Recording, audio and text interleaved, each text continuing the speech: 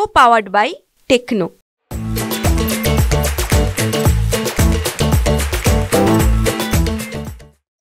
लातूर जिल्ह्यामध्ये मोठा पाऊस झालेला आहे आणि या पावसानं लातूर जिल्ह्यातल्या अनेक घरांमध्ये आपण पाहतो आहोत अशा प्रकारची स्थिती आहे। आपण चांडेश्वर भागामध्ये आहोत। आपण जर पाहिलं तर अशा पद्धतीनं घराघरांमध्ये पाणी घुसलेलं आहे आणि त्यामुळे जनजीवन जे आहे ते विस्कळीत झालेलं आपल्याला पाहायला मिळतात। मुरुडच्या भागामध्ये देखील मोठं नुकसान जे आहे ते घरांमध्ये पाणी घुसल्यामुळे झालेलं आहे। लातूर शहरामध्ये देखील आपण अनेक भागांमध्ये घराघरांमध्ये पाणी गेलेलं पाहायला मिळतो आहे आणि नगरांमध्ये हीच स्थिती निर्माण झालेली आहे। एकूणच जर लक्षात घेतलं आपण तर रामकृष्णपुरम, हाकेनगर आणि तुलसी सोसायटीमध्ये देखील घराघरांमध्ये पाणी गेलेलं आहे आणि त्यामुळे जनजीवन जे आहे ते विस्कळीत झालेलं आपल्याला पाहायला मिळतं। अनेक ठिकाणी जे आहे ते घरांमध्ये अन्नधान्य जे साठवलेलं होतं त्याचं नुकसान मोठ्या प्रमाणामध्ये झालेलं आहे।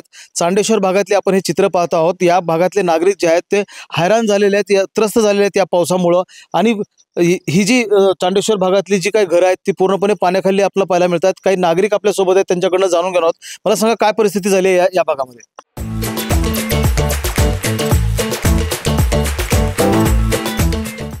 सर पाऊस तर भरपूर झालेला आहे। पावसामुळे काय जनावर पाण्याखाली आहेत, घरात आहे का घर पाण्यात आहे हेच कळालं नाही आम्हाला।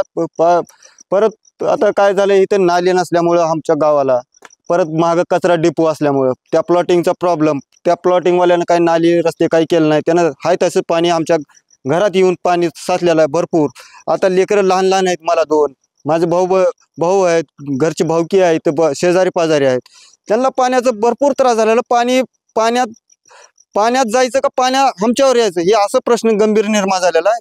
आम्ही गावच्या सरपंचाला सांगितलं, गावच्या बरेचसे लोकांना काय नुकसान झालं घरातल्या वस्तू वगैरे? सर आता माझ्या जनावरांचं माझं वैयक्तिक मी बेरोजगारी आहे, तरी पण मी जनावर सांभाळत असताना माझ्या जनावरांचा चारा गेलेला आहे वाहून।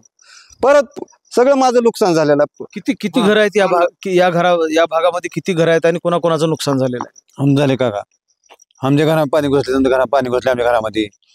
लुसण होल्या घरामध्ये, समजा जनावर जागा नाही बसायला। कसं करा सांगा आम्ही गरीब माणसानं।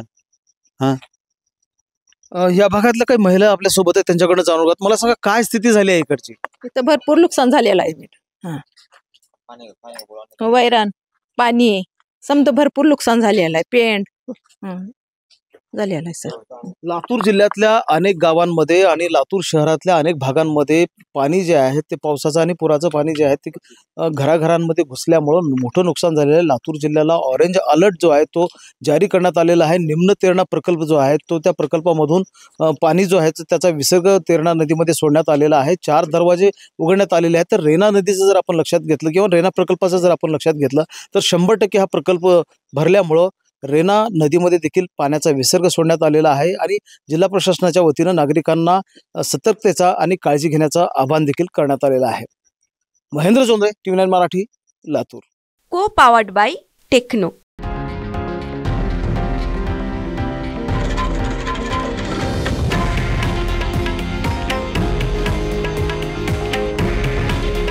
हे आहे देशातील नंबर 1 न्यूज नेटवर्क आणि आपण पाहत आहात TV9 मराठी। काळजी तुमची, हित महाराष्ट्राचं।